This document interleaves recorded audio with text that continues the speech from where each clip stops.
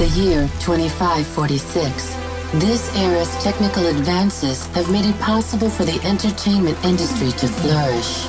First-person virtual reality, the successor of movies and video games, offers adventures and luxurious relaxation scenarios that exceed all previous expectations. Virtual reality is the pinnacle of the entertainment industry, and as it turns out, the most addictive drug ever known to mankind.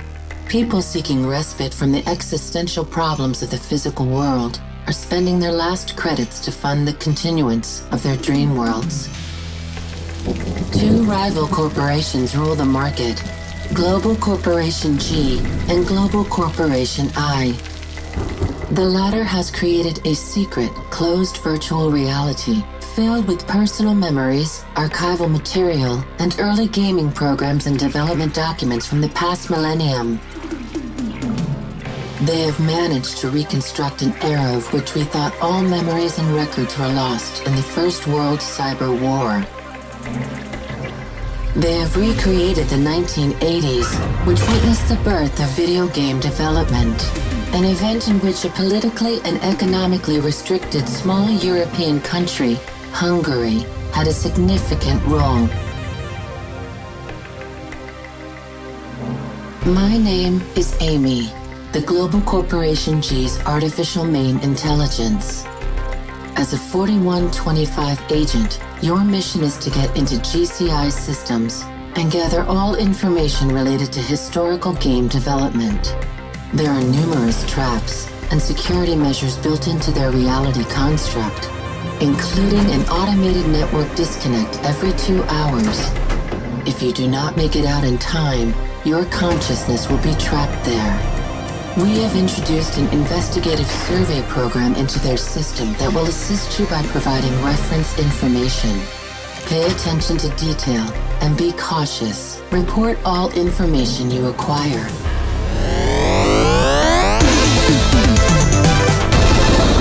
Bowman 4, Long Play.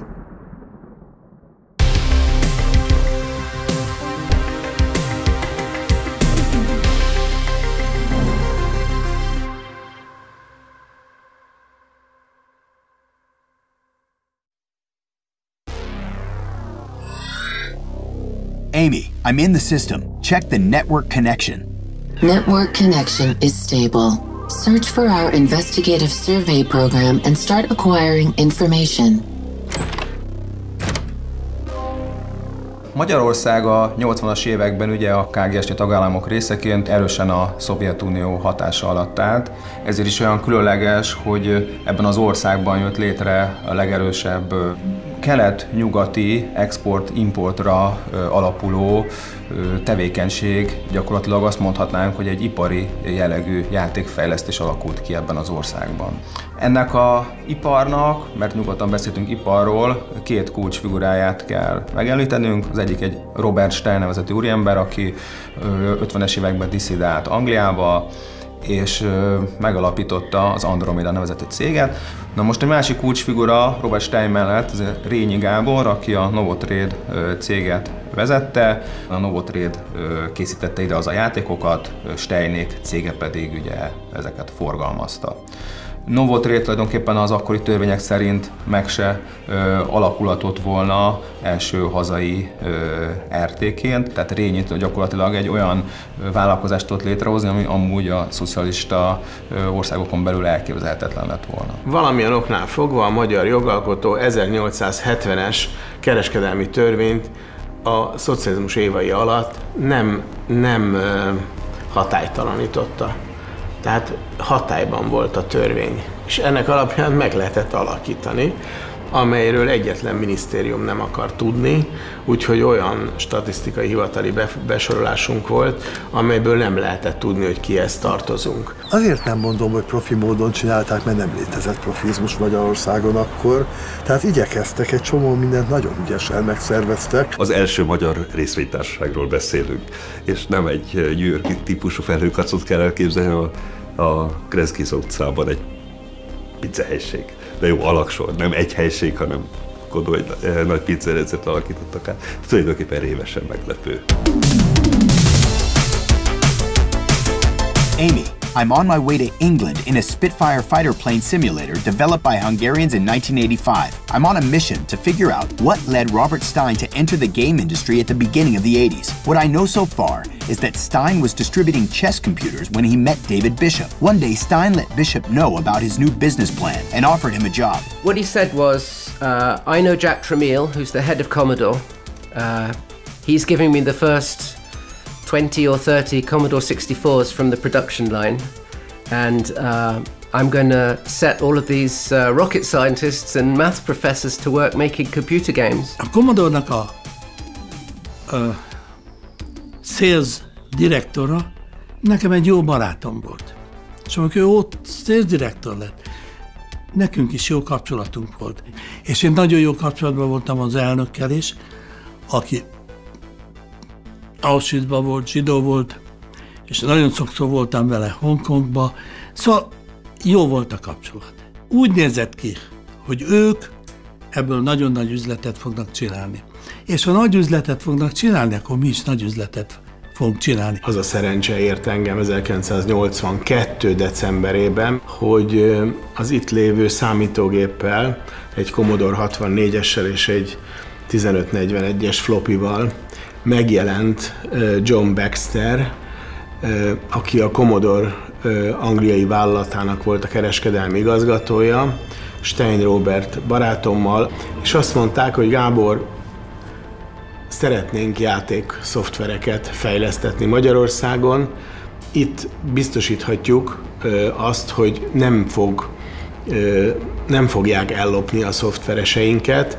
Itt biztosíthatjuk azt, hogy elég jó határzára van a két ország között, úgyhogy elég nehezen lehet átvinni a szoftvereket, tehát a titkosság is biztosított, és John Baxter és Robert Stein azt mondták, hogy hát Gábor, próbálj meg egy pályázatot kiírni és összeszedni ötleteket. Amy, I've gained access to documents about the beginning of video game development in Hungary. It turns out that even before the open call for game concepts was announced, Budapest University of Technology freshmen Viktor Tóth and Viktor Zámbó heard a rumor about it and quickly got in touch with Novotrade. Megjelentünk ott és kezdtük, hogy hát jöttünk itt a játékfejlesztés kapcsán, érdeklődünk, hogy be tudunk egy csatlakozni, tudunk majd mit csinálni. Nagy szemekkel néztek ránk. Azt mondjuk, hogy miről beszélünk? Ők nem tudnak semmiről. Aztán rohantak körbe-körbe az irodában, mégis ott volt a két fiatal, mit akar ez itt? Ja, igen, valami, most tegnap kaptunk egy csomagot, ott van a szomszéd szobába kitéve, ott volt kicsomagolva egy C64-es, de még nem tudtunk vele mit csinálni, de érdekelt titeket, nézzétek meg. Hogy ráugrottunk, rácuppantunk, dokumentáció semmi. Az érdekessége az volt a gépnek, hogy ez a C64-nek a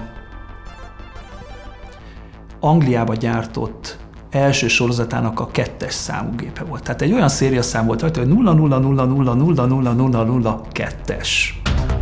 Look at this, Amy. In the middle of January 1983, Novotrade turned to the Hungarian people, asking them to submit game concepts in a spot on the TV show Ideas for National Business Innovation. Január közepén volt ez a műsor, és január végére több mint 1000 pályázat érkezett be. Éjjel-nappal storyboardokat olvastunk, hogy döntsük el, melyiket akarjuk csinálni.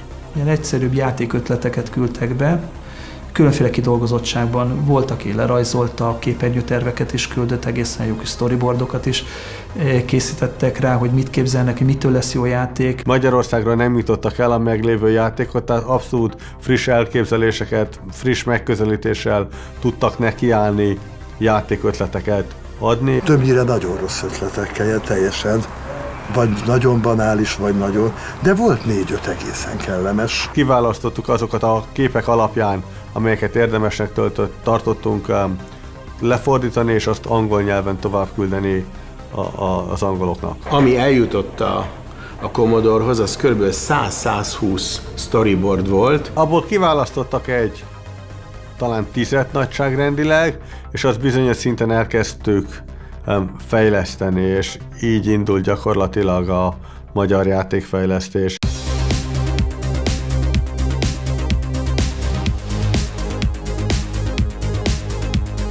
A legtöbb ember úgy jelentkezett, hogy ő ragaszkodott ahhoz, hogy ő benne akar lenni a fejlesztésben, és ők hoztak programozókat. Volt a mérnöki, tehát a híradós technikus, vagy a műszeres mérnök, aki látott processzort, meg tudta mi az, hogy memória, meg jött a Delta programozó matematika, aki meg hát marha jó operációs rendszer, COBOL, meg Promó, meg nagy orsós magnó. Nagyon komoly arcok jelentek meg a Novotrade-nál, és miután ez a pályázat kialakult és a projekteket el kellett kezdeni, akkor elkezdték a csapatokat fejleszteni, és megpróbáltak minket összecsoportosítottak nagyobb öregekkel. Ilyen teljesen szabad volt, hogy a Novotrade-nél pályáztunk, és akkor elfogadták, akkor kötöttünk egy szerződést, és utána ők adtak számítógépet, hogy mi oldjuk meg, csináljuk meg, ha kész van, szóljunk, jó közben nézték, hogy állunk. Soha nem volt egy igazi irodánk, ahova bejártunk volna dolgozni. Inkább csak egy keretet adott az akkori cég, a Novotrade, ahhoz, hogy lelkes fiatalok valamit tudjanak készíteni.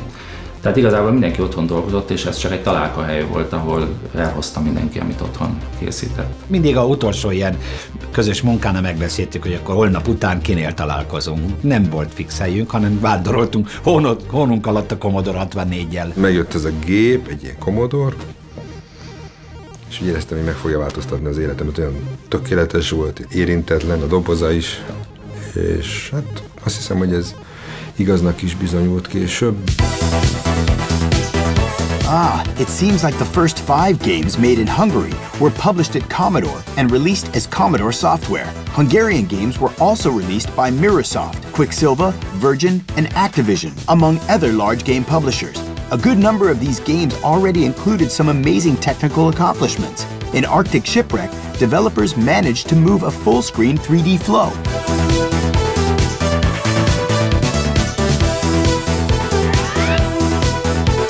Amy, I found an article about 2 young English marketing guys founding a company called Domark in 1984. They didn't have a clue about game development, but they had a sensational idea. The first person to get through the game, find a secret telephone number which is embedded, and ring the number, they'd win £25,000. 25 000 font az nagyon nagy pénz volt Angliában, különösen egy otthon már 6. hónapja söröző állástalannak. We didn't know anybody who was making these games. It was quite difficult. There wasn't really a community. There was no way that you could actively find studios. I mean, they were all being put together. Many of them actually in the north of England, in Manchester and Liverpool, and they were being put together in small basement offices. It was all it was a cottage industry. Wanting to produce Eureka in record-breaking time for both Commodore 64 and Spectrum systems didn't make finding the right development team any easier. Domark was quite fortunate that David Bishop and Robert Stein came along, and with them the possibility of developing the title in Hungary. Robi fő azonnal idejött, azt mondta, hogy kérem, akkor ezt senki más nem vállalja el, ezzel baromi nagyot szól. Hát ez nem csak Angliában, hanem úgy általában a játékszoftver-iparban, hogyha ezt mi elmerjük vállalni. Hát néztük a Császár Andrissal egymásra, de hogy egyszerre kell a 2 gépen csinálni, és egyszerre kell kihozni, és nem semmilyen hiba nem lehet benne, stb. Úgyhogy mondtuk a Robinak, hogy hát Andrással, Császár András, hogy ezt nem lehet ennyire nyilván épeszően megcsinálni, így, tehát ezt normális idegállapotú ember nyilván nem vállalja el, de úgy tulajdonképpen nagyon vonzó volt, szóval azért nagyon izgalmasra hangzott, akkor még nem volt szó pénzről. És akkor azt mondtuk, hogy fú, Robi, mondjál, ez nagyon sok pénzt, és akkor mondtunk egy olyan összeget, amiben annyi nulla volt, amit még sosem mondtunk. Mondtuk, hogy ezt el fogják hajtani, és akkor hát jött 20 év, telefon, rendben van. Lehet kezdeni.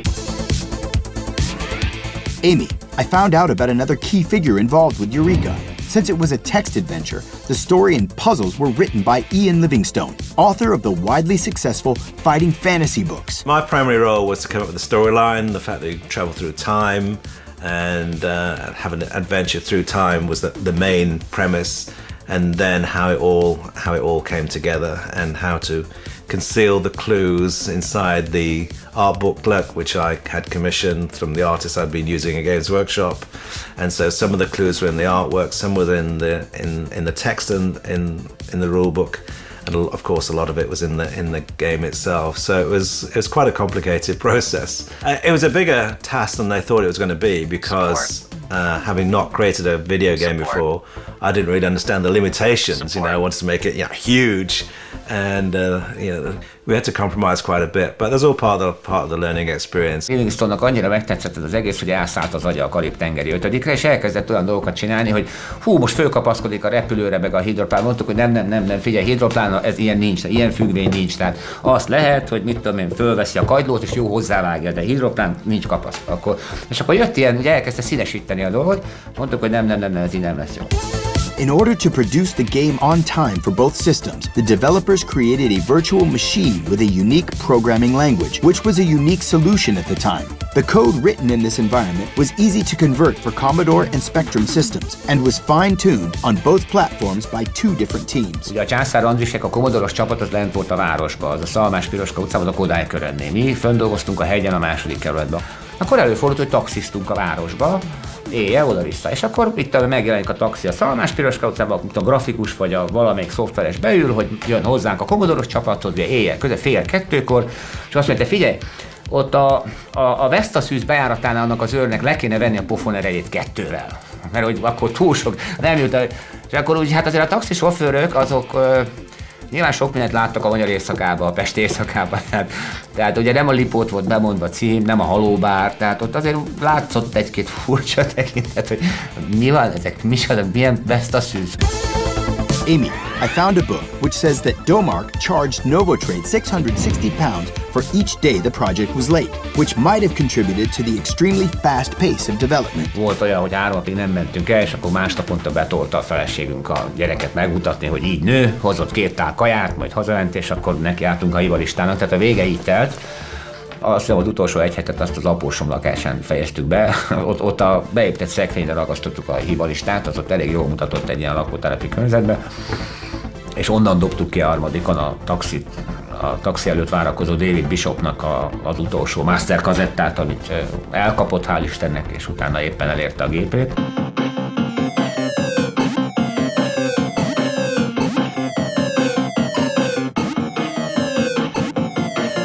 It was on Spectrum and Commodore, and I think we sold pretty much 50,000 of each. I'm going to say the total number was about 100,000 copies. Nagyot szólt. Úgyhogy az alapozta meg tulajdonképpen azt is, hogy mi akkor beleálltunk ebbe, az alapozta meg azt, hogy a Novotrade-ben akkor alakult ez önálló üzletágá és saját stábbal, és aztán utána még vettünk föl, és akkor utána már elég sokan lettünk, és hát elég jó sajtót hozott azért az iparágban. A computer game developed in secret behind the Iron Curtain was presented to the public in London. The games world has never seen anything like it. Initial demand for the game is claimed to have beaten all home software records. Eureka has gone to the top of the software charts after just 3 weeks on the market. 15-year-old Matthew Woodley receives his £25,000 reward for successful completion of Eureka. More producers have turned to the men from Budapest for their quest for software hits. Hungary leaps into high technology. Western computer stores are clearing room on their shelves for Hungarian products. Novotrade expects to make $1.5 million from royalties in 1985. Game software outfit that dodges the limelight and leads the world. Nagyon széles kör volt ez a programozói kör. Legalább voltak 100-150-en. Ilyen külső körökön ez így ment valahogy, és akkor így jöttek. Ismerős egyetemen megtudták, hogy valaki dolgozik nálunk, akkor a barát hozta a barátját, mint a Mici Mackóban, a menyét magával hozta a menyét. Futott 40 projekt egy időben, az azt jelenti, hogy 44-6 fős csapat, és ezek közül mondjuk volt 10-15 eredeti játék, a többi az valamilyen platformok közötti átírás, vagy esetleg bérmunka volt. Amy, I discovered a document called the COCOM list, which included all of the computers that Western Bloc countries would not sell to socialist countries or allow to be taken there. Even back then, game development needed computers, so there was demand for them. COCOM listás gépet konkrétan én magam a saját személyes bőröndömben csempésztem ki Angliából, és tényleg letartóztatásra lehetett volna számítani, ha kiszúrják. És akkor lettem igazán begyulladva, amikor a Heathrow-i repülőtéren a kezemben a bőröndel, amit föl kellett adni, oda jött hozzám Stein Robi, és azt mondta, hogy mostantól Budapestig nem ismerjük egymást, jó? Na, akkor elszédültem. Nem is gondoltuk akkor végig, hogy mi van akkor, hogyha itt valaki komolyabban kérdezősködik, és hát ugye az volt a kimenete, vagy az volt a cél, ugyanúgy volt létehez maximális támogatás, tehát abszolút bűnszövetkezeti bűnsegédletet vállalt. Én azt hiszem, hogy a CIA-nek a látókérlépésbe kerülhetünk volna ennek kapcsán. De ami nem volt kokomlistás, az sem volt annyira egyszerű feltétlenül, hiszen a keleti importot támogatta a kormányzat. Tehát ami Magyarországra bekerült hardware, az általában zsebimportban érkezett, valahogy belopódott, megjelent, itt termett és hasonlóképpen jött be. A fényt nem tűrő áruk érkeztek be éjszakánként a határőrök, akik elfordultak. Remek vámtiszteket ismertem meg, akik velünk együtt szurkoltak annak, hogy ez a magyar játékfejlesztés menjen. Szóval a vámhivatalokban nem egyszer előfordult, hogy össze kellett dugnunk a televíziós készüléket és a Commodore 64-et üzembe helyezni, és akkor játszottunk együtt. It wasn't only the experience of smuggling computers into Hungary that resembled an adventure game. Getting gaming software out of the country to foreign distributors was also an experience like something out of a spy movie. Nem lehetett csak úgy kiküldeni egy kazettát, ami rajta a programon. Kijött a titkosítóhivatal, és azt mondta, hogy hát ez akkor biztos, és rápecsételt, hogy titkos. Természetesen fogalma nem volt róla, hogy mi van a flopin, de enélkül nem volt szabad kiküldeni, csak akkor, hogyha ő rátette a pecsétjét a flopira egy kívülről. I used to get stopped sometimes trying to leave Hungary with these cassettes. The border guards would put the cassettes in a machine and it would go beep, beep, beep, beep, beep, beep, beep, and they'd think I was some kind of spy trying to take national secrets out of Hungary. It was quite funny because no one really knew about computer games in those days. What I see here, Amy, is that even when a computer was released from the COCOM list, it didn't mean that it could be sold in Hungary right away. Én nekem 2 vagy 3-szor meg kellett vesztegetnem itt a British Trade delegációt, hogy adjanak engedélyt arra, hogy 64-eseket bevigyek Magyarországra. És én voltam az egyedüli ember, akinek adtak engedélyt, és én voltam az egyedüli ember, aki szállította a Commodore 64-eseket. A Novotrade-nek sem volt önálló külkereskedelmi joga, ugye akkor nem lehetett csak úgy importálni, és akkor ugye nem lehetett hozzájutni számítástechnikához, sem még ilyesmikhez. Mindig csak egy bizonyos összeget, 200-at, 100-at, 300-at lehetett bevinni Magyarországra. És Rényi Gábor és a Metrimpex közösen vették át a komputereket, és ők forgalmazták Magyarországon. I'm more alive than ever before. I've to my Commodore 64. 'Cause now we're into so much more. We're into our Commodore 64. A Commodore 64-hez képest egy mobiltelefon processzorának a sebessége több mint 1000-szeres. A memóriakapacitásról meg ne beszéljünk, mert az a 100 000-szeres vagy még a fölött. És ebben a világban kellett nekünk megoldani olyan dolgokat, amik hát játszható játékok és látványosak. Amikor mi elkezdtünk a Commodore 64-essel dolgozni, igazából nem volt Commodore 64-es szoftver, a Commodore 64-es vadonatúj volt. Minden információt igazából mi találtunk ki, tehát nem volt hova fordulni. Egyszerűen meg kellett érteni, hogy mi történik, és onnantól kezdve tiszta matematika az egész. Kiirtottuk általában a kisebb gépekből a teljes kernelt, saját magunk vezéreltünk mindent, az összes IO portot, képernyőpöttyöt, és így aztán olyan dolgokat is meg tudtunk csinálni, amire alkalmatlan volt. Mi elkészítettünk egy demót, ami megmutatta, hogy a Commodore 64-esen lehetséges teljes képernyőt betöltő mozgó horizontot csinálni. Nagyon szerettünk volna egy valamilyen repülésszimulációs vagy űrszimulációs játékot csinálni. És úgyhogy tényleg nem ismertük a lehetetlent, ugyanis a Commodore mérnökei kerek-perec közölték velünk, hogy ez a gép erre nem alkalmas, mire mi válaszul küldtünk egy demót, amivel megmutattuk, hogy hogyan kell ezt csinálni. Ha az ember nem fél, akkor sokszor olyasmit megcsinál, amit más azt mondta, hogy ez lehetetlen. Tehát voltak olyan dolgok szerintem, amit mi megcsináltunk, mert nem tudtuk, hogy nem lehet megcsinálni. Ezek a srácok, akik ott a játékstúdióban dolgoztak, ezek egészen konkrétan és egyáltalán nem túlzók zsenik voltak. Szinte kivétel nélkül. És ez nem volt előttük lehetetlen. Rengeteg kódot írtunk, szóval eszméletlen mennyiségű kódot írtunk. Tehát ez megint csak egy olyan dolog, hogy sokan azt mondták, hogy nem létezik, hogy ezt meg tudod csinálni egy fél év alatt, vagy év alatt, ami volt, és mi megcsináltuk. Egy szép nap találkoztunk a Commodore-nak a vezetésével, beleértve a legendás Jack Tramiel-t. Az egyik oka, hogy Budapestre látogatott, az a mi Mozgó Horizon demónk volt. Mi csináltunk olyat, ez a korai fázisban csináltunk. De tényleg, hogy a játék közben a program átírta a programot, nem adatokat. A programot. Egyszerűen nem fértünk bele a 61 kilobájtos Commodore-ba, és csak így lehetett megcsinálni, azzal szinten már végeztünk, az ott nem kell, ezt itt módosítjuk. Ez teljes abszurdum, tehát ilyet nem lehet csinálni.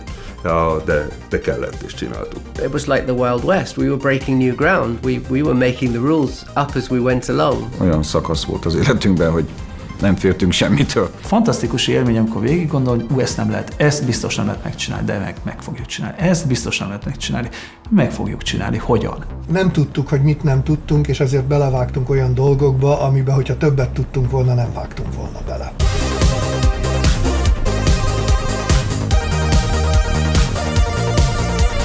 Lakást béreltünk ezeknek a fejlesztő csapatoknak, akik oda beköltöztek, ott laktak, ott ettek, ittak, és ott dolgoztak, gyakorlatilag nem láttak egymáson kívül élő embert. Egy átlagos fejlesztői nap akkoriban nagyon érdekesen alakult. Ugye az ember fölkelt korán reggel, ez általában olyan 11-12 órát jelentett.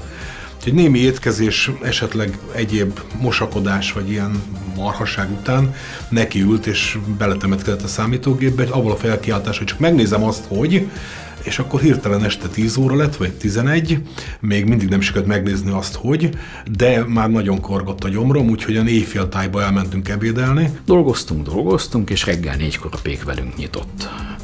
Tehát az első sütést azt a péklapáttal a mi kezünkbe tette, nem kért érte pénzt, viszont annyira forró volt, hogy hazáig dobálni kellett. Volt olyan fejlesztőm, aki az egyik munkánál nagyon szoros határidő volt, bent lakott az irodában. Bent aludt, evett, fürdött, fogatmosott, mindent 3 hónapon keresztül, talán 2-szer kiment sörözni. Mindenki, aki ebben részt vett, az szívvel, lélekkel vett részt, és ez azt jelentette, hogy magánélet elhanyagolva, néha egy hétig nem fürödve. Az egész dolognak volt egy ilyen, mint a punk zenekarok a garázsban. Többnyire a gép mellett aludtunk, és akkor voltak olyan időszakok, amikor programfordítás közben aludtunk. Beállt a fülünk arra, hogy amikor befejeződött a fordítás, akkor annak volt egy kicsit ilyen sajátságos hangja a drive-nak, hogy mozgott a fej, és erre a hangra fölébredtünk, hogy akkor megint tennivaló van. Játszottunk is amúgy, néha volt egy jó játék, akkor az nagyon rosszat tett a fejlesztésnek. Tehát kijöttek ilyen Street Fighter 2, hát az végső csapás volt. Amíg abban nem volt mindenki nagyon jó, addig nem lehetett abba hagyni. Telefon nem volt, hogy a barátnőm úgy jött oda napok után, hogy mi van, most ott vagyok, vagy hol vagyok. Általában ehhez vagy valami nagyon-nagyon jó barátnő, feleség, mit tenni kell, vagy nem kell.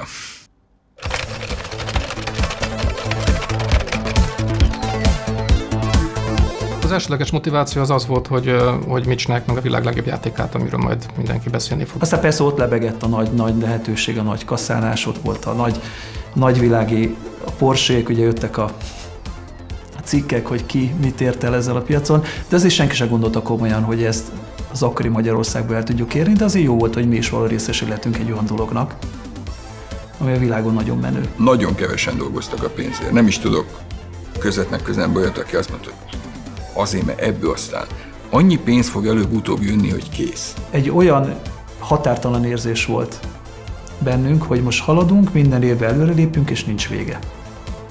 És tökre miénk a világ.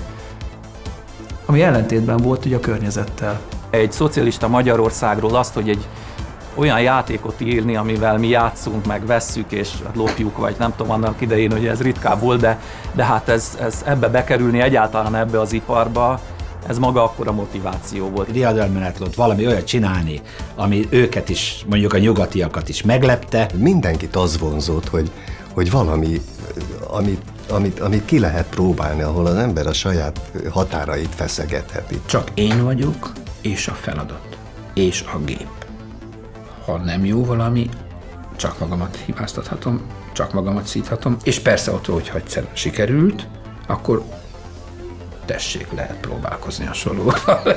Ez nagyon jó érzés, tehát ugyanolyan, mint az olimpiát megnyerni. Nem akartunk megváltoztatni a világot, hanem hasznos részei akartunk lenni a világnak, megfelelni és jobbak lenni és továbbvinni. Amy, I have the developer's financial statements. Based on these, it looks like payouts were random both in frequency and amount. Sometimes they were paid a fixed sum every month, but in other cases they only received royalties. This sometimes meant they earned next to nothing, and sometimes meant their profits reached record-crunching levels. One thing is very interesting for sure. Profits from games sold in the West were paid to developers in US dollars, which earned them serious privileges at the time. Nem lehetett pénzért, forintért dollárt venni, hanem ha a munkáddal sikerült dollárt megkeresned, akkor azt itthon nem volt kötelező forintra átváltani. Az, hogy az ember valutában keres, az megnyitott olyan ajtókat előtte, mint a valutás boltok ajtaja, ahova ugye csak a különböző pártunk és államunk vezetőit kivéve, különböző követségek, munkatársai, akik valutában kapták a fizetésüket, mehettek be, diplomata voltak és hívták ezeket a helyeket. Az ember úgy érezte magát, amikor egy ilyen dollárboltba bement, mint hogyha kiment volna az áhított nyugatra.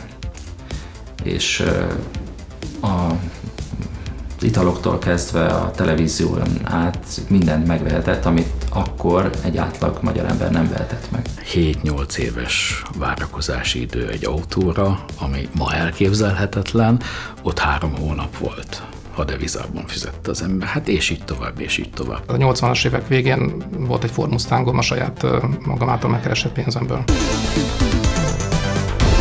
Mission accomplished.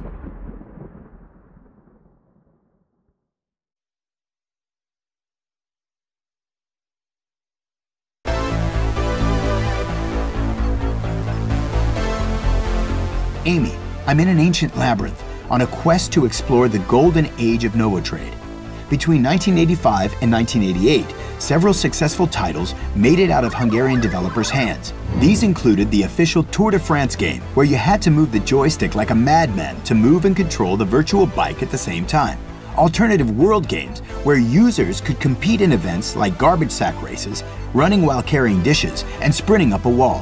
The biggest success was a first-person 3D labyrinth game named Scarabaeus. Nagy Csaba volt az, aki a Scarabaeusban megoldotta a 3-dimenziós labirintust, amikor a Commodore 60 lehetetlen volt, azt hitték, ilyen nincs. A labirintus az egy alapvető játék gondolat, hogy csináljunk labirintust, és akkor fölmerül, hogy na jó, de hát akkor ne úgy legyen, mint a Pac-Manben, mert ugye az is egy labirintusban megy, hanem ott jó lenne benne lenni. Egyszer csak hirtelen egy éjjel megálmodta, hogy ezt hogy lehet megcsinálni,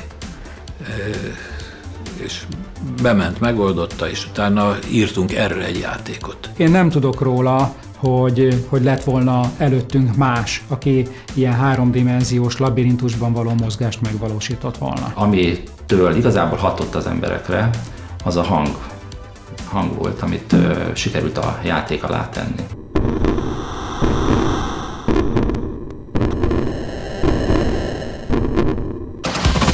The most realistic and gripping atmosphere I've ever encountered.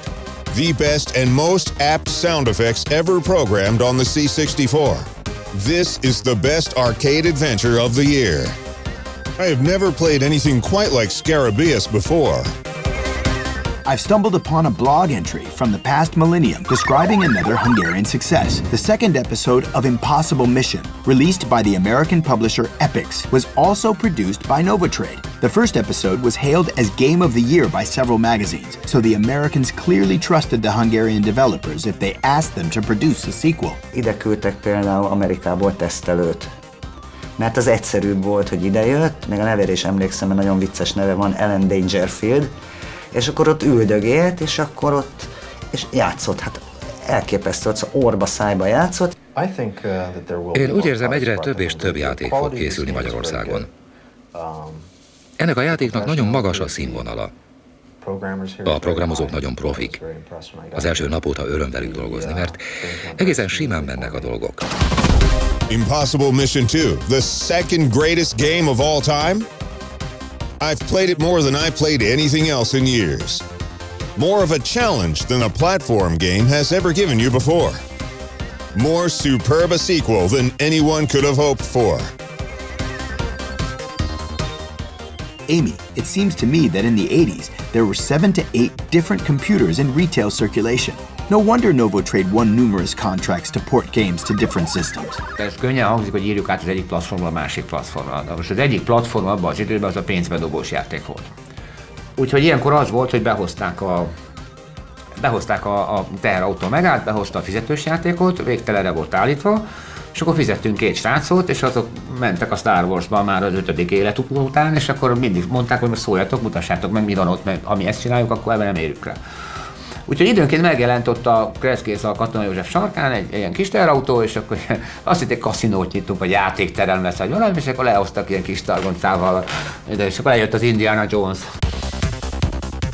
Thanks to Robert Stein, Hungarians were among the first to start developing for the Atari ST. UK-based System 3 hired Novotrade to port one of their most successful games, International Karate, for this new platform.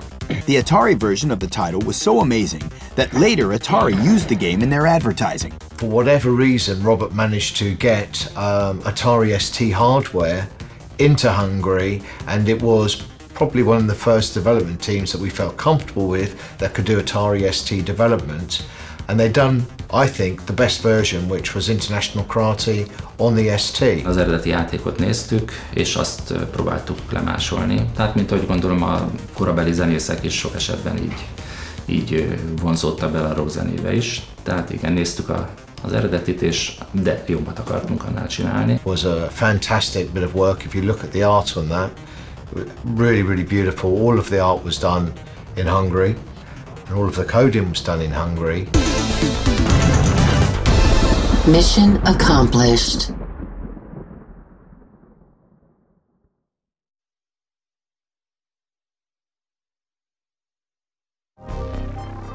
A Commodore 64 korszak, mondhatnám azt, hogy Európában talán a legismertebb és leghíresebb kultjátéka, az a Last Ninja nevezetű játék volt, aminek aztán folytatása is készültek. Mark Hill szerint, a System 3 cég vezetője szerint, aki ezt a játékot tulajdonképpen megálmodta, legnagyobb bestseller a korszakban ez a játék, ami sok milliós példányszámot ér el az összes részt egybevetve. Itt egy akciókalandjátékról van szó, a műfaj maga az nem új, tehát már sok-sok éve készítettek akciókalandjátékokat. A játéknak mégis az a különlegessége, hogy ezt egy egészen elképesztő audiovizuális köntösbe öltöztette, a Commodore 64 zenei és grafikai képességét gyakorlatilag a végletekig kiaknázva. A játék, és erre Lola nyomozó kutyámmal végzett kutatásaim során jöttem rá, nagyon nagy részt magyar fejlesztőknek köszönhető, hogy ilyen színvonalas lett. Ugyanis volt egy SoftView nevezetű csapat idehaza, a Novotrade berkein belül. Az angolok megbízták a SoftView-t, hogy fejlesszék a játékot, ők pedig állandóan kiküldözgettek ugye, részeket és visszajelzéseket kaptak a játékról. Például a grafikát, a zenét angolok készítették, az egésznek a alapjait gyakorlatilag mégis a SoftView rakta le. Hát ennek a történetnek elég szomorú vége volt, mert végül is a System 3 átvette a magyar csapattól a játék fejlesztését, és ők fejezték be a játékot.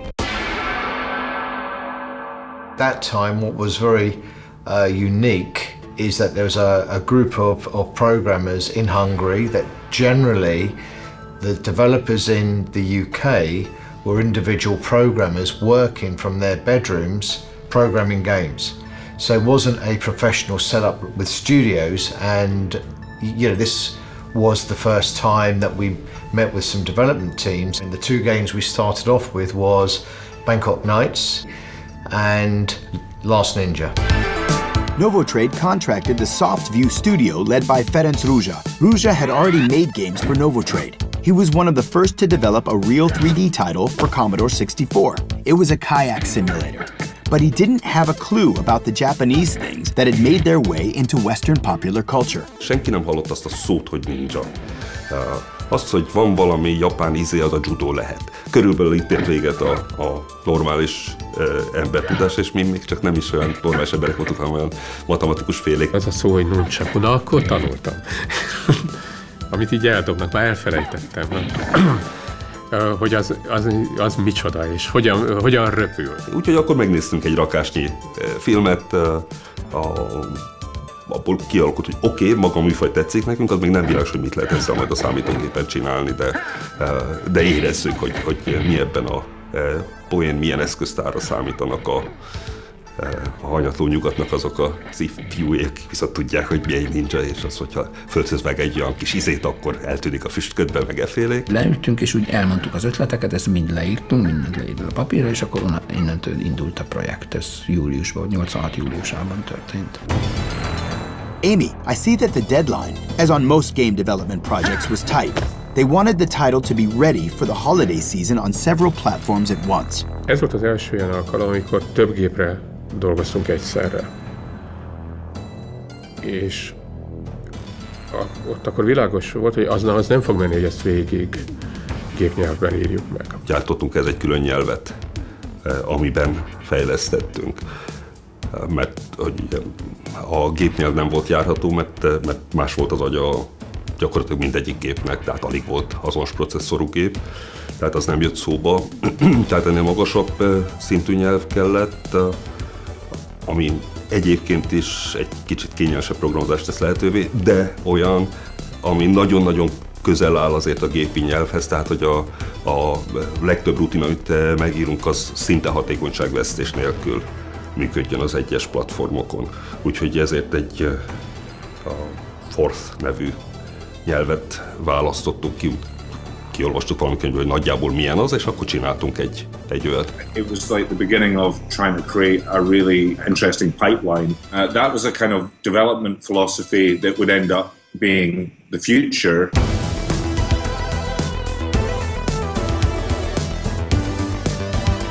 They worked out a system which was revolutionary, which was to try and build blocks, high-res blocks, together to try and make high-res screens. So at that stage, what we were able to try and do potentially was to make groundbreaking graphics with this new concept of building high-resolution blocks, and the integrator was born. A legnehezebb feladat ugye az a háttérrajzolónak a megcsinálása volt, és ez, amit úgy hívtunk, hogy integrátor. Legfeljebb szintenként egyszer lehetett egy betöltést betervezni egy programozásba. Tehát egy szinten belül az összes képet ki kellett játszani. Na most ezt úgy ki kell találni, ezt csak úgy lehet megcsinálni, hogy elég változatos legyen a kép, hogy különböző kis képdarabokat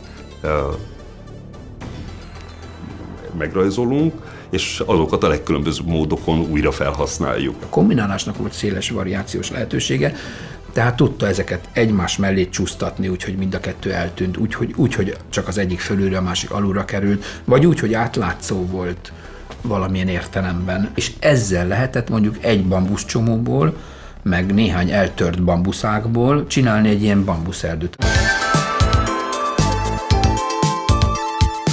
Az integrátor működés közben így nézett ki. Ez a kazamaták szintnek gyakorlatilag a látvány alapkészlet, és akkor így ki lehet jelölni a brikkeket. Nagyon kevés elem van itt, de ezt a kevés elemet akármennyiféleképpen lehet egymásra rakni. És ebből jön ki az a nagyon-nagyon sok színűség, az a nagyon változatosság, amit szeretünk volna ebben a játékban elérni. Az volt a különlegesség ennek a pályának, hogy mindenáron szerettük volna, hogy valódi kínzást lássunk. Tehát az üstben, a tűzhelyen lobogjon a tűz, és belenyomja a bakó a pácienst. Csak egyszerűen sajnos a memóriakorlát nem engedte meg. A brikkeket, amiket kijelöltünk, azokat betesszük a háttérbe, és akkor így egymás mellé rakosgatva ezeket a brikkeket pozícionálni lehet, ide rakni, oda rakni, újra kirakni, ugyanazt még egyszer kirakni. Hogyha ezeket így egymás mellé rakjuk, vagy egymáshoz csúsztatjuk, illesztjük, akkor gyakorlatilag egy akármilyen szerkezetű pályát ki lehet rajzolni. There wasn't too much there when we started in Hungary, other than a kind of great name and high concept. Az, hogy Myth Last Ninja milyen küldetése van neki, és ki lesz, ha jól emlékszem, egy Shogun az, akit a végén neki le kell győzni. Tehát ezek megvoltak az elejétől. Fejlesztőknek a döntő többsége meglehetősen szívesen játszott, jó részen mondanám, hogy szenvedélyes játékos volt. Tehát az, hogy mi jó egy játékban, azt úgy együtt eléggé ki tudtuk találni, rá tudtunk érezni. Bőven voltak ötleteink, tehát amikor egy megrendelő túl pontosan mondta meg, hogy mit akar, azt mi igazából utáltuk. És itt nincs ilyen emlékem. Igazából az egész csapat együtt dolgozott a kitalálásán. Tipikusan nem brainstorming formájában, tehát nem úgy, hogy leülünk most ötletelni, hanem ez mindenki dolgozik, valahányszor valami látható, akkor azt mindenki nézi, és hát nincs bekötve a szája, egyszerűen nézi, és eszébe jut róla valami. Hogy lehetne még valamit csinálni az adott problémával, és akkor valaki mond egy oltári nagy marhaságot, hogy mi lenne, ha beröpülne egy sárkány, és akkor valaki azt mondja, hogy hát, hogy beröpülne egy sárkány, ez talán nem megy, de a sárkány az tényleg jó állat, lehet-e vele valamit kezdeni, ami még belefér a technikai lehetőségekbe.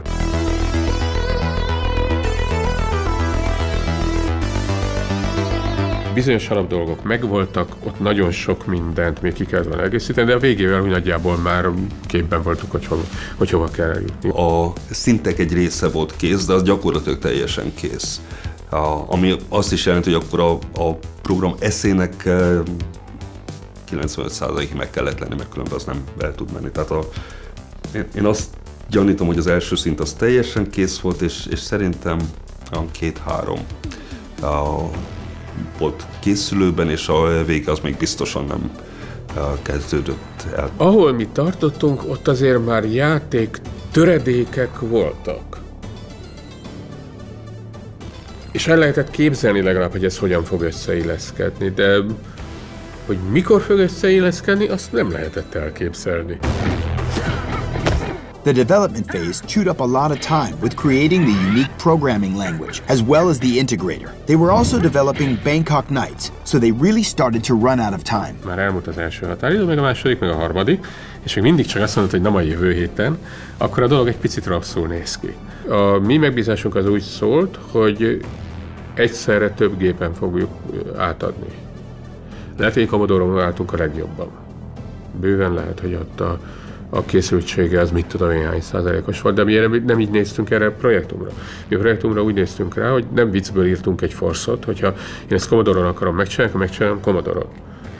És megírom végig gépnyelvben. Nem emlékszem semmilyen nagyon megrázó problémára, tehát amitől úgy elkezdtünk paparázni, hogy jaj, most mi lesz, összedől a világ. Mi inkább túl képzettek voltunk ilyen magasabb elméletbe, tehát nem tudom kapásból megszámolni, de azt hiszem a munkatársaim összességében nagyobb részek volt matematikus, tehát kutató-matematikus diplomája. 87 februárja, max. Március eleje, de inkább február végén. Az volt az indok, hogy mivel nem készültünk el a karácsonyi határidőre, minden határidőt túlléptünk, és ezért elállnak a további együttműködéstől. They didn't understand playability, and to try and translate how something should play, it was quite often lost in translation. So both of those projects we moved on from, and Robert and I had at this stage formed a very strong relationship, and he was very good to us. He returned all of our money. We brought in John Twiddy to finish the project. Robert and I found John Twiddy, and he finished the project. There was no coding that was actually done by the Hungarian team. They were technically very, very good, and for sure, without coming up with the theory of the integrator, The Last Ninja could not happen, because once we had the tool set, which was built in Hungary, to base how we would create the graphics with Hugh Riley, that game would never have happened. So, you know, without the help of Robert and his team, that wouldn't have happened. It's hard to say how much the concept period with the Hungarian team had an effect on the project, but I'm sure it changed the soul of the game in a good way.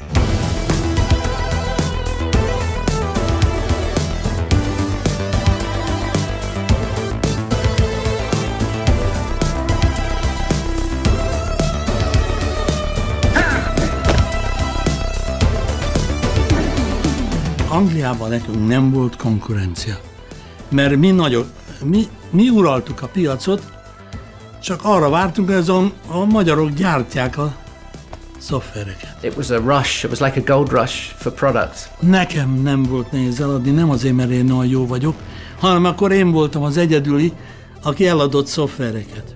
Azért voltunk mi nagyok, mert a többiek nem voltak nagyok. Amerikában mi megjelentünk, és oda mentünk a nagyok közé játszani, ugye az Epic, az Activision, tehát hogy Andromeda szoftver, itt vagyunk is. Én soha nem éreztem magamat se gyávának, se szégyenlősnek, és bementem egy amerikai céghez, mondtam, van szoftverünk, érdekelt titeket? Igen, mutasd meg! I suppose Stein wasn't shy in Japan either. They went to the publishing houses and showed them how good their games were. Mutattuk, hogy hát van nekünk ez, hogy hát itt van ez a milyen klassz, itt kergeti a bölényeket a lovas, meg hát itt milyen klassz, itt megyünk ebbe a labirintusba, 3D-ba, hát színes, szagos, gondoltuk, a 10 ujját is megnyalja, az sem érnek. Mondták, hogy Nintendo van, mondtuk, hogy hát Nintendo az most nincsen, de hát itt van ez. Mondták, jó, de majd jöjjünk vissza a Nintendo-ba. Na, volt 4-5 ilyen alkalom, és akkor azt mondtuk, hogy a francban miért is nekünk Nintendo játékunk, és mondtuk, hogy hát akkor majd is menjünk ott, és akkor megpróbáltunk tárgyalni a Nintendo-val. És mondták, hogy ez nem így megy, a Nintendo az nem egy publikus rendszer, de nem egy nyitott rendszer. A Nintendo a sok jelentkezőből kiválaszt 4-5-6 partnert jellemzően Japánba, annak az fejlesztőeszközt, egyébként dedikált hardware van, és mindenki elmegy a francba. Finoman szólva, üzletileg. Úgyhogy mondtam a Robinak, hogy figyelj Robi, menjünk ki a bazárba. Ugye ott van egy nagy elektronikai bazár, az Akihabara, és mondtam, hogy amire rámutatok, azt vedd meg nekem. És akkor jött a Robi, mondta, hogy abból kérek 2, azt hazahoztam. És az volt a tervem, hogy mivel a Nintendo nem mutatott készséget, meg a többi sem arra, hogy minket, beengedjen ebbe a világba, mert ez egy nagyon zárt világ volt, mert ezekből viszont rengeteget adtak el példányszámra, és féltették, egy ilyen nagyon zárt piac volt. Azt mondtam, hogy jó, akkor ha ezeknek minden a Nintendo kell, meg nem tetszik nekik a mi Scarabeusunk, meg a bölényünk, meg nem tudom, akkor kitolok én ezekkel, viszek nekik legközelebb Nintendo-t. És akkor megkerestem az MMG-be, ami a mechanikai mérőműszerek gyáránál, a távautomatika bemérő gyáregységben a szervizes mérnököt, akiben jóba voltam, mert én tanítottam angolra, és mondtam, hogy Laci, itt van, hoztam valamit, fogalmam nincs mi ez, mert még szám sincs az IC-n. Nyilván eleve úgy csinált, hogy ne is lássuk. Vissza kéne ezt fejteni. Kéne nekem ebből csinálni egy fejlesztőrendszert. Mondja, jó! Kalmár László volt a hardveres ebben a témában, aki nekiállt, vette ezt a játékot, ez egy cartridge-os játék volt, tehát nem kazettás, meg ilyesmi. Megnézte a cartridge-t, elemezte elektronikai úton, kiderült, hogy nem standard megoldások vannak benne, megtalálta, hogy mik az egyebek. Sikerült kiolvasni a cartridge-ból a játéknak a byte-jait, a kódjait, akkor jöttünk mi, ugye a szoftveresek, nézegettük, mi van benne. Valahol eljutottak oda, hogy itt van a hangcsip, akkor ott beszálltam, hogy próbáltuk, hogy 4 szögjel oszcilloszkóppal ott méregettünk, és el is bepróbáltuk kitalálni, aztán hogy mi van benne, de hát mindent egyes, tehát ez csak egy része ugye a zene, de az egész, hogy a processzorra, hogy lehet a RAM, hogy lehet ezt onnan kívülről föltölteni. És az lett a vége, hogy néhány hosszú hónap múlva lett egy fejlesztőrendszer. Hát egy ilyen magyar fejlesztőrendszer, ilyen drótok, hegesztések, szikszalagok és stb. És akkor mentünk megint Japánba a Sonyhoz tárgyalni, a Traffic, meg esetleges további játékok ügyébe, és akkor mentünk megint a kiadóhoz. Mondtuk, hogy van nekünk és Nintendo van, szabad egyet? Hú, azért, ugye a japánok tanulják ezt az érzelemmentes, egyenesen nézünk, de azért ez nem volt semmi. Komolyan mondom, hogy nagyon sokat megért ez a pillanat. Jogilag nem volt akadálya, tehát a Nintendo nem tudott ebbe beleszólni, amennyire emlékszem, csak ugye hát kicsúszott ezzel a kezéből, hogy megjelent egy fejlesztő, akit ő nem kontrollált. Ennek híre ment Európában, és hogy a magyarok Nintendót is tudnak. Át tudnak írni Nintendóra, hogy ezek hogy a francban... És amikor elküldtük az első demót a Konaminak, ők se értették. De hogy? Hát nem is vagytok licenszert fejlesztő. Nem? A Novotrade-ben elég egyedi helyzetbe került, így kezdődött a konzolos karrierje, amennyire tudom. Amy, I'm on my way to the garage, and it's starting to make sense why it was Hungary where all these fantastic developments came to life in the 80s. Turns out that the Iron Curtain had some positive side effects, and Soviet pressure started to ease off at just about the right time. A környező országokhoz képest még a szocialista rendszere belül mi azért sokkal rugalmasabbak voltunk. Mi voltunk a legvidámabbak. Lehetett külföldre utazni, lehetett szétszedett Commodore 64-et táskába, zsebbe hazahozni és itthon összeszerelni. Mindenféle módokon hozzá lehetett jutni ahhoz, amihez mondjuk egy szovjet nem jutott hozzá. Hát a Ligacsov gyerekén, unokájának volt egyedül Moszkvában Commodore 64-e. A Guidi százados, egy vámtiszt, aki megdöglött azért, szegény nem ér már, megdöglött azért, hogy láthassa, hogy a kokomlistán becsempészett számítógépen mit csinálunk, és hogy fog ez az egész majd kikerülni, és minden, és adott tippeket, hogy vigyük ki, és mit csinál. Szóval tele volt az ország ilyen Guidi századosokkal. Hogy az olyan jó volt, abban benne volt a mi elszigeteltségünk is, tehát ugye a szocialista rendszer, és kivételezettség, hogy akkor ezt nekünk mégis szabad. És akkor mi éreztük azt, hogy valami többet tudunk csinálni, és ki tudunk törni abból, nem foglalkozunk a körülöttünk levő falakkal, hanem mi mégis a nagyvilágban élünk valahogy. Motiváltabbak voltunk. Egy nyugati, akkor tehát amikor én voltam, ugye egy nyugat-európai fiatal, ő is motivált volt, de hát ő azért nem volt annyira éhes, mint mi. Azért sokkal éhesebbek voltunk, most is lehetne erre példát hozni szerintem. Tehát egy éhesebb országra jöttünk, sokkal több, messzebb voltunk attól az életszínvonattól, neki sokkal kevesebbet kellett megtenni ahhoz, hogy ezt az életszínvonatot reprodukálják, mint amit mi, hogy elérhetetlen távolságból megpróbáljuk elérni. Sokkal jobban érdekelt minket. Tehát éppen amiatt, mert nem volt ez egy olyan természetes, nem arról szólt, hogy bementem-e a boltba és megvettem-e, emiatt sokkal érdekesebb volt ez. Azt lehetett érezni, hogy nagyon el van folytva valami teremtő erő az emberekben, meg kommunikációs igény. Korlátok közt válik el a mester. Itt, ahol korlátok voltak, itt, ahol nem utaztunk, itt, ahol... Itt keményen, itt ki elemi erővel tört fel. Igen, ezt mondanám, elemi erővel tört fel az újdonság iránti vágy. Amy, I'm heading to a buffalo farm in the countryside with the Ford Mustang I found in the garage. That's where Laszlo Mér, one of the creators of Buffalo Roundup, will let me in on some new intel about what was behind these Hungarian successes.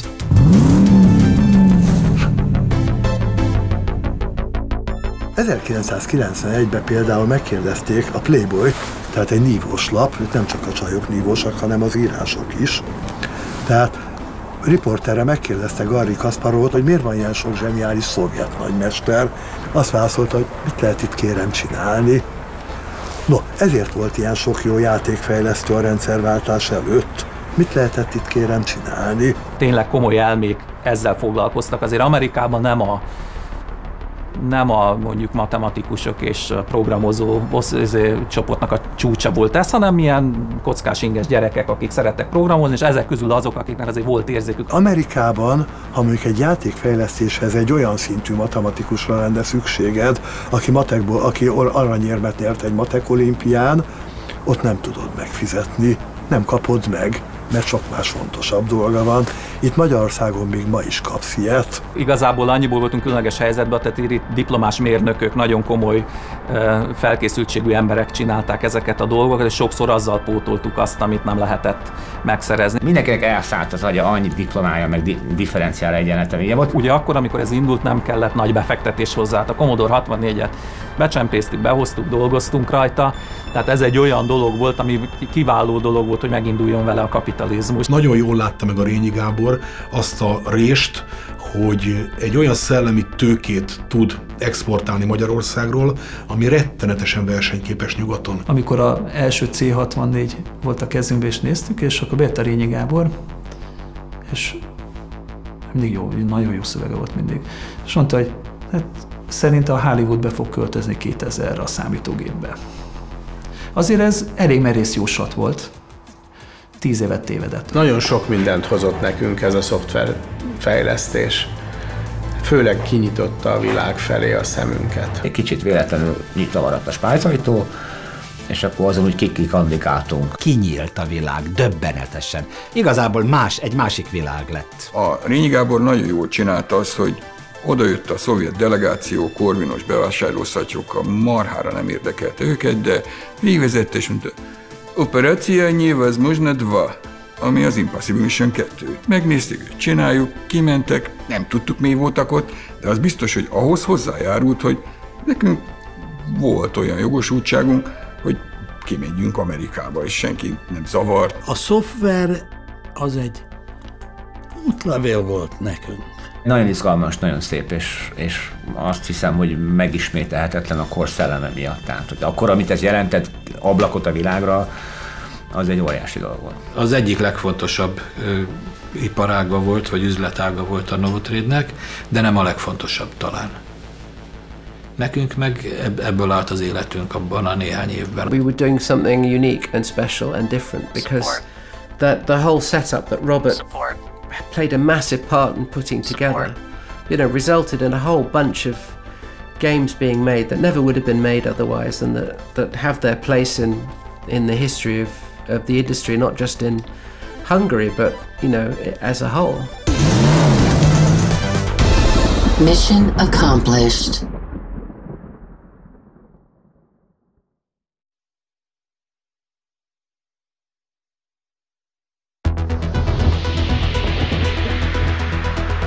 Nagyon erősen fejlődött a Novotrade Amerika.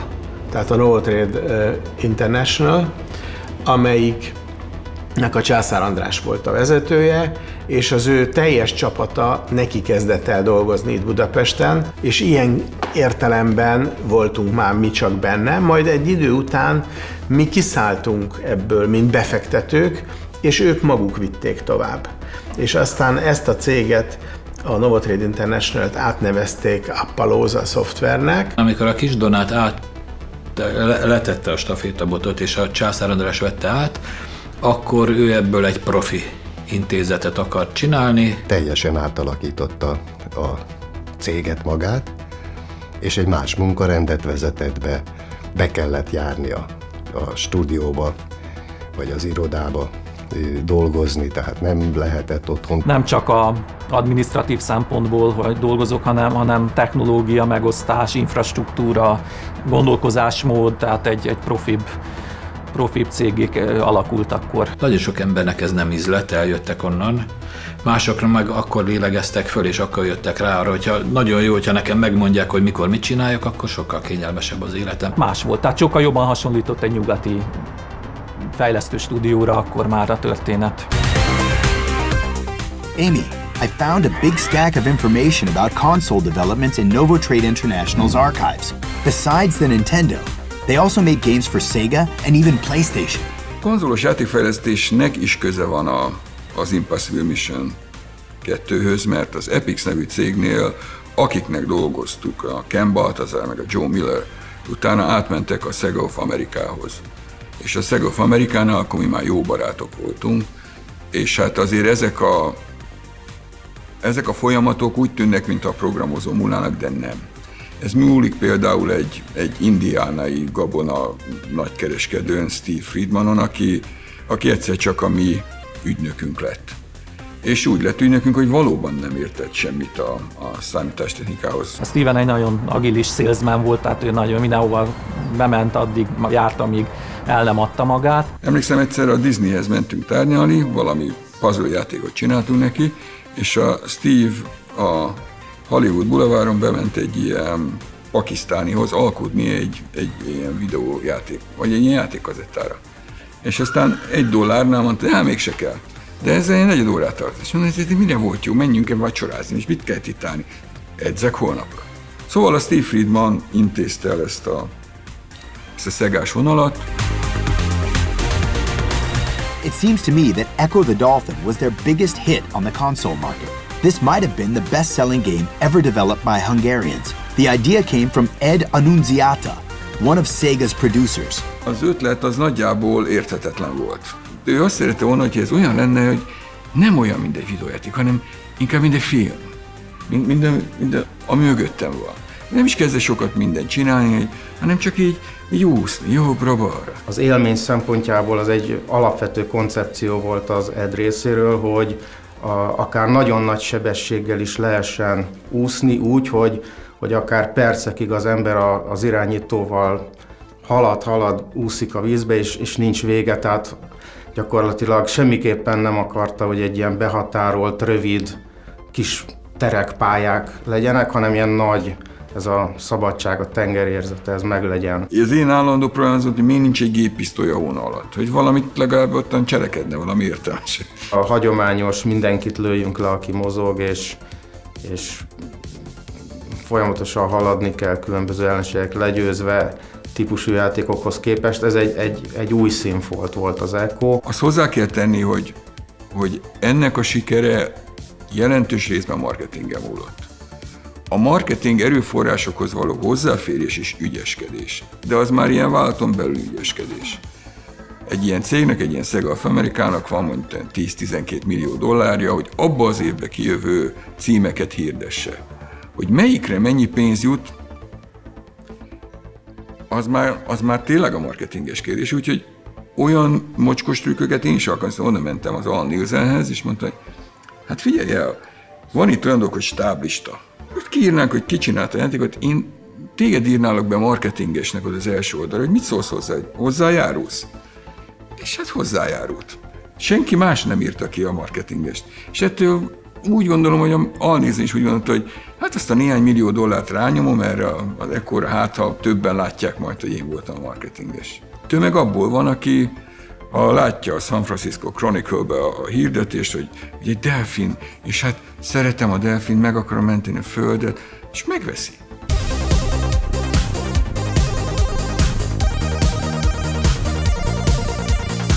Nem nagyon tudok visszaemlékezni arra, hogy a fejlesztés végén azt mondtuk, ezt de jó megcsináltuk. Mert általában az volt, hogy a fejlesztés vége az egy rémálom volt.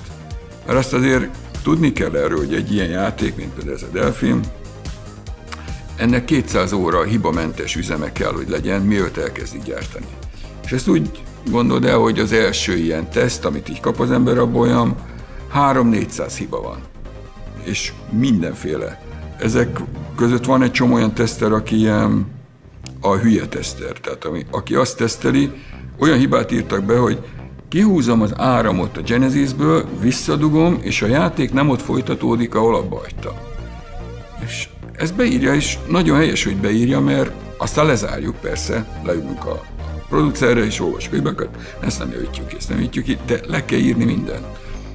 Ez azért volt, tudod, mert ezt gyártották. Ez nem olyan volt, hogy utána, hogy kiadunk egy patchet, vagy kijavítjuk, hanem ezt leégették maszkromba, benne volt, és kész.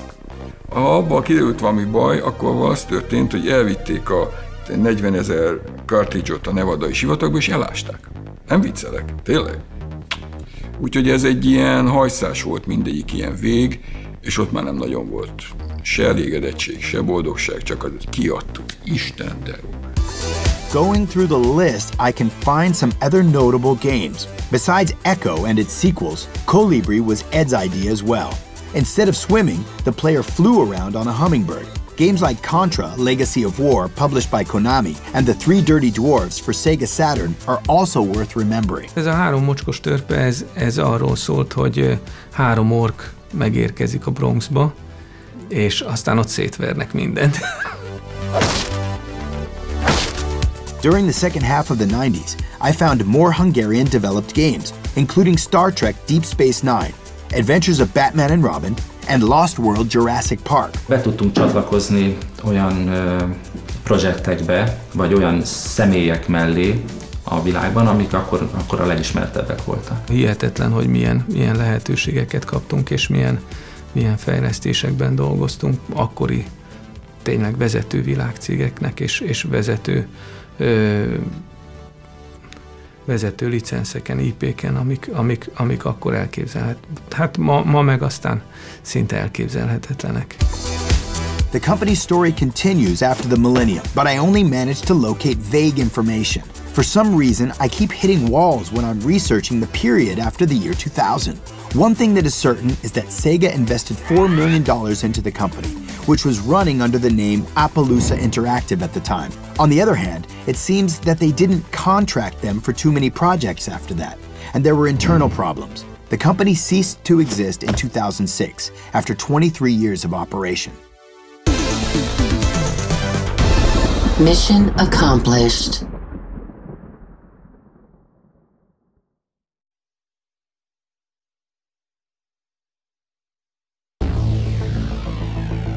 80-as években Magyarországon ugye nem nagyon lehetett legális úton hozzájutni a játékokhoz, ezért ezek a játékok különféle klubokban cseréltek gazdát. A fellegvára a klubéletnek a legendás Csokonai Művelődési Központ volt, melyet Csoki néven is emlegettek. Itt gyűltek össze tulajdonképpen péntekenként, szombatonként a Spectrum, Commodore, Amiga rajongók, hogy programokat cseréljenek, összevesszenek azon, hogy melyik a jobb számítógép, a Spectrum vagy a Commodore. De a Csokonai nem csak azért volt fontos, mert a játékcsereberéknek a központja volt, hanem azért is, mert nagyon sok hazai játéklap és játékfejlesztő cég indult innen. Ezek között az egyik a később Digital Reality néven ismerté vált Amnesty Design, melynek az első játéka a Reunion nevezetű űrstratégiai játéka a 90-es évek elején jelent meg. Ezt a műfajt folytatta tulajdonképpen a cég a további játékaiban és az Imperium Galactica sorozatban, melynek igazából a második részét, az Imperium Galactica 2-t nagyon sokan minden idők legjobb magyar videójátékának tartják. Elkezdtük a számítógépes klubba ugye lejárni, ugye programokat másoltunk, stb. És tulajdonképpen akkor, akikkel ott a klubban találkoztunk, döntöttük el, hogy szeretnénk játékprogramot fejleszteni. Ugye így indult a legelső csapat, az Amnesty Design néven jött létre. Összetalálkoztunk, összebarátkoztunk, és mindenki vonzódott az adott területhez, és akkor adta magát, hogy ki mivel fog foglalkozni, és utána azt mondtuk, hogy jó, csináljunk egy játékot. Igazából teljesen nulláról, az alapokról építettük össze a dolgokat, nem voltak külső segédeszközök, nem volt meg bennünk a tudás. Mindenki otthon kezdett el dolgozni, hiszen mindannyiunk iskolába jártunk. Tehát én magam is 15 éves voltam, amikor elkezdtük a Reunion-t fejleszteni.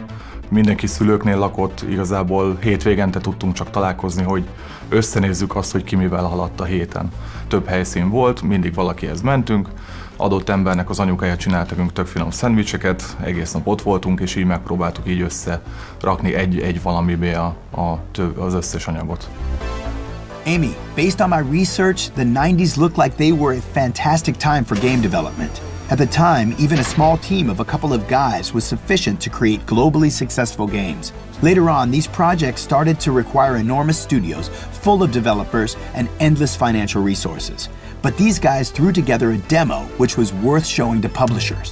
Ugye a PC Guruban volt egy ismerősünk, ugye a Turcsán Tamás, a Sáj volt, ő volt az első, aki mondta, hogy hát akkor kiviszi ezt a demót. És utána ő visszajött, és utána átadta a Fehér Gábornak, aki szintén a Guruba dolgozott ezt, hogy hát nekem most nincs időm, foglalkozz már velük, és akkor átadta neki az egész ügyintézést, és ő intézte végül is ezt a szerződést el.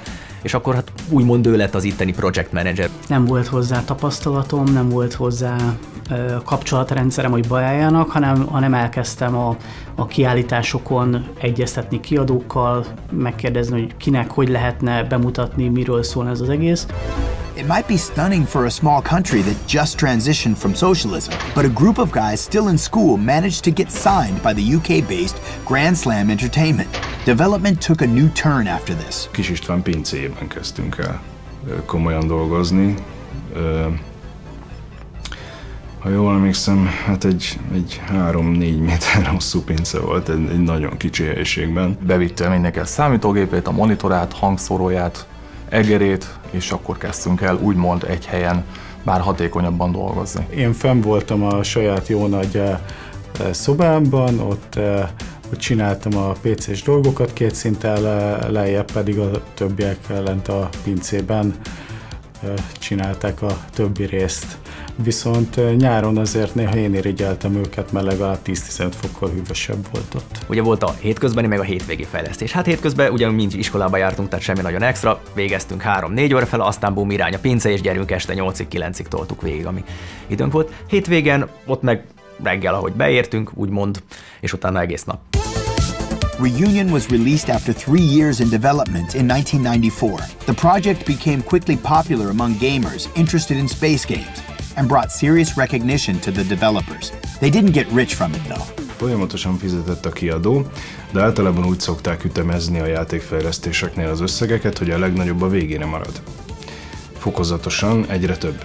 És a vége felé már nem nagyon akartak fizetni, Emlékszem, hogy ki is számoltuk, hogy ha elosztjuk így 6-7 emberre ezt a 2-3 éves fizetést, akkor azt hiszem 6000 forint volt a fizetésünk, de nem bántuk. A szenvedély vitt minket előre, hogy szeretnénk valamit megalkotni, amit tök jó lenne, hogyha kirakna valamilyen kiadó a világ több pontjába lévő üzleteibe. Nagyon pozitív visszajelzések voltak már az elején, tehát emlékszem, hogy jöttek azok az újságcikkek, hogy azt mondták, hogy hát a George Lucas cége mintát vehetne erről a kis magyar cégről, akik innen megcsinálták azt, ami ennek kéne lenni a Csillagok háborúja számítógépes játékoknak.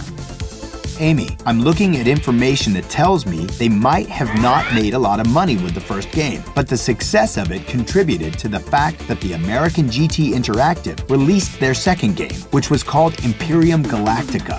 That was the same company that released Doom 2, Duke Nukem 3D, and Unreal. The most interesting thing about this game is that the cutscenes between missions were recorded with live actors. This was a trend in other games at the time, though. Even Mark Hamill appeared in Wing Commander. Nyilván nekünk nem voltak olyan lehetőségeink, hogy olyan jellegű karaktereket megfizessünk, sőt semmilyen lehetőségünk nem volt szinte.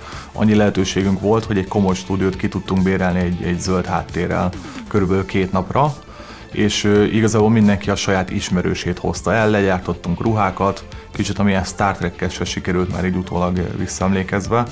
Azt megcsináltuk, mindenki hozta az ismerőseit, mi is jártunk egy konditerembe az akkoriban, ott a pultos hölgy, aki volt, ő például Magyarország szépe is volt, ő volt az egyik főszereplő, ő volt a főszereplő felesége, főszereplő meg egy ottani ismerősünk volt. Amikor meghallották ezt az amerikaiak, meglátták, hogy ez hogy működik, akkor nálunk egy amerikai producer az majdnem szívrohamot kapott, és mentőért kellett szólni. Amerikában mondta, hogy ez hogy működik, hát hogy képzeltétek, itt vannak ezek az emberek, és így beszélnek, és ott van, és nem angolul beszélnek, hát ez hogy lesz? Hát mondom, hát csináltok rá szinkront. Mi az a szó, hogy szinkron? Mi az?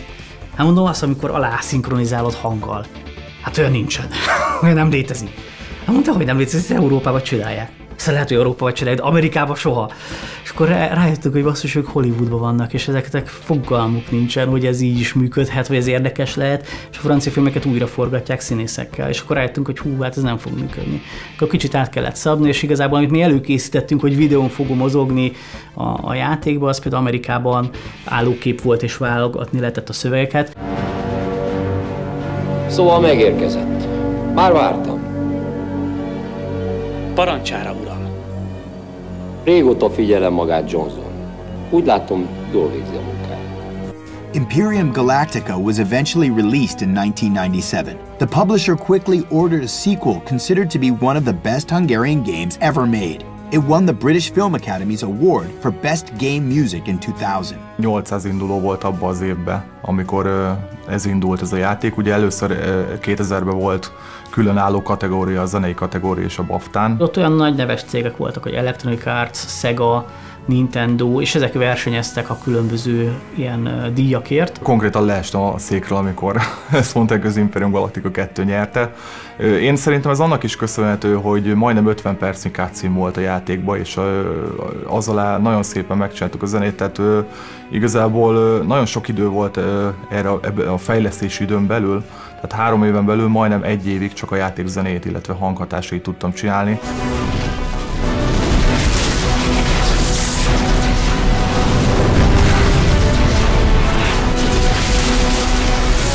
Napi 10-12 órát simán beleraktunk, még egy ilyen átlag alatti fizetésért is, mert az motivált minket, hogy ezt a játékot csináljuk meg még jobbra, és utána a következőt még jobbra. Emlékszem, hogy volt olyan időszak, amikor 4 hónapig nem vettem fel fizetést, mert elfelejtettem. Egyszerűen nem a pénzről szólt az egész, nem is gondoltunk a pénzre, nem az motiválta. Ezt mi szeretjük, imádjuk. És csak ez vitte előre. Fiatalon nem tudtuk felmérni, hogy ez mivel jár, nem is gondoltunk bele, és ez nagyon jó volt így. De belegondoltuk volna, nem biztos nem hogy tartottunk, nem csináltuk volna meg, tehát ezek jobb, ha nem tudjuk a nehézségeket, és mindig jöttek, és akkor megoldottuk, és túljutottunk rajta, és ez vitte előre a fejlesztést. Ez a program, ez körülbelül 40 országban jelent meg, ami egy hatalmas dolog volt annak idején, hiszen 2000-ről beszélünk. Más fejlesztő tudtommal talán nem is ért el ekkora sikereket azóta sem Magyarországon. Nem lenyomni akartunk mi másokat, vagy jobbak lenni, csak egy jó játékot akartunk csinálni. Amy, I found tons of other games and stories from the 90s. Here, for instance, is a project developed by Art Game called Abandoned Country. Amy, something is wrong with the communication. Agent 4125, I require a status report. Record the message. This is the most important message. Send to you. Játék közben termelődnek olyan kémiai anyagok a szervezetünkben, amik máskor nem. Pontosabban nem is csak játék közben, minden közben, amikor olyasmit csinálunk, ami nem létfontosságú, és ezeknek az anyagoknak egy része létfontosságú kis mennyiségben, mint a vitamin. Tehát ez a paradoxon igaz, hogy létfontosságú az, hogy időnként olyan dolgokat csináljunk, amelyek nem létfontosságúak. Erre a legjobb a játék. Van, aki a munkájába is megtalálja. There's a gamer in everybody, but most people would never ever have considered themselves to be a gamer. And even if you ask someone that plays Words with Friends or Candy Crush or whatever it might be, you know, they would never consider themselves to be a gamer, but they play games, which is, you know, the important thing for our industry, that everybody plays games. Games are a genuine art medium, and they've had such powerful cultural impact. It's really important that heritage is kept for future generations, because we'll look back and see just how important the games industry has been on society. Games, I think, has always had a bit of a bad reputation in the general media, and quite wrong, I think, because games go beyond entertainment. A játék közben egy csomó mindent megtanul az ember, ami aztán hasznára válik. Megtanul stratégiailag gondolkodni, megtanul veszteni, megtanulja azt, hogy just is megpróbálom, megtanul emberekkel közlekedni esetleg, ha olyan a játék. I look forward to one day when the headlines of the populist press say games are good for you. Connection lost. Connection lost. Connection lost. Amy! Game over.